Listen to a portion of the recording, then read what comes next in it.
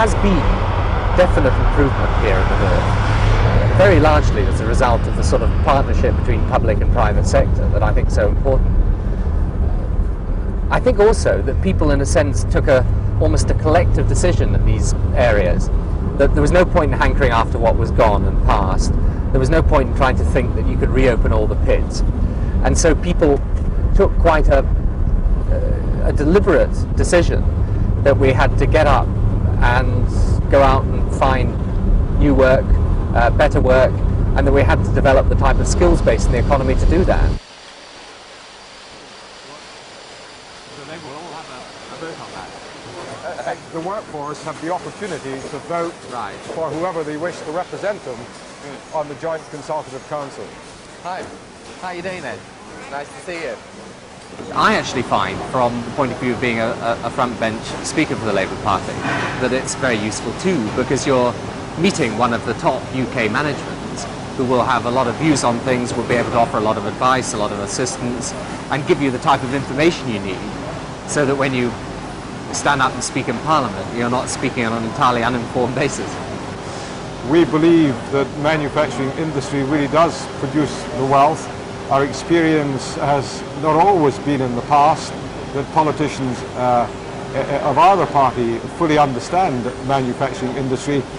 We're pleased to have people like Tony here, hopefully picking up that understanding or increasing his knowledge of how companies like ourselves operate. During all our dealings with Tony, we found them to be receptive, to listen, and certainly the vast majority of our employees think he's very good.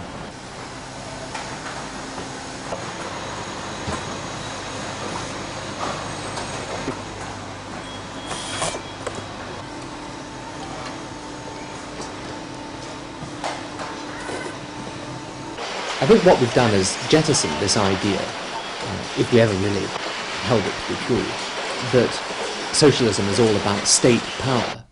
And instead what we've come is to a much more balanced view that you require a market, but you also require the presence of good government.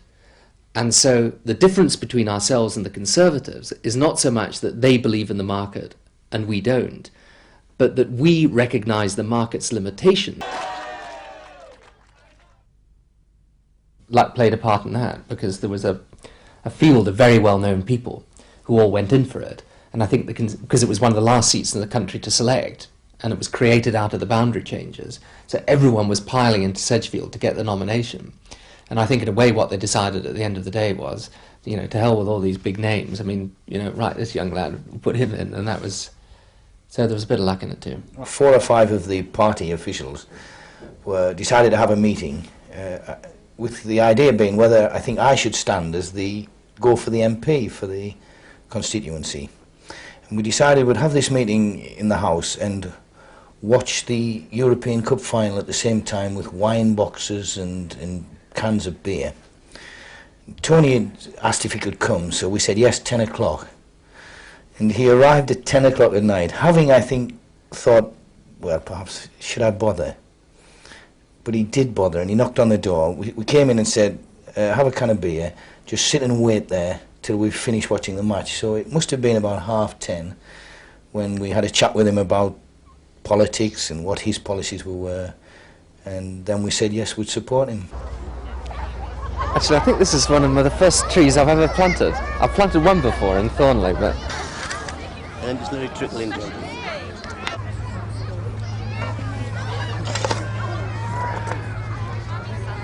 There we go. It's about time the MPs did some work, isn't it, really? Here we are. Is that big enough? I am acutely aware and have been, Shall I put it in now? ever since you get a sort of tag put to you, someone's sort of on the up, that the political graveyard is littered with the tombstones of those that were tipped for great things in politics. And so you don't, heaven knows where you'll end up. And the test, of course, in politics will come in government.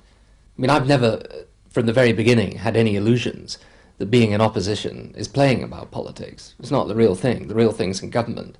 And if you can cut it there and really get things done, then you've got the right to say, I've actually achieved something. What sort of things do you do?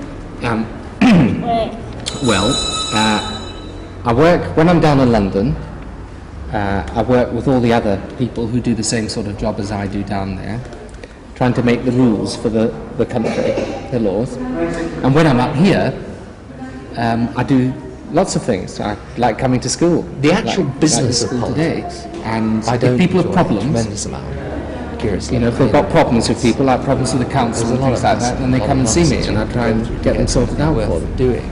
You see, But the idea of actually both influencing events and trying to participate in things that you think are important, I think that as a motivating impetus for your life is actually very important.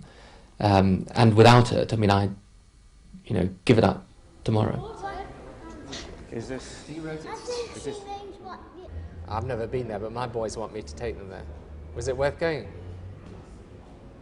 Good. Neighbours on in the afternoon, isn't there? I think if you get hung up in those types Sometimes of I even talk about fantasies, the you, hero turtles, which is what we just talked about. you descend about pretty lots of quickly, things. really.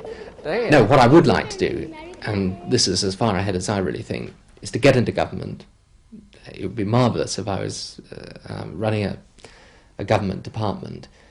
And I think what I would like to do is actually to concentrate, not so much in trying to put the world right overnight, but to take one or two things and get them really correct, so that when people look back on your period in office, they look back at it and say, well, they may have made these mistakes here and there, but yes, they did do that, and they did it well, and it was right that they did it.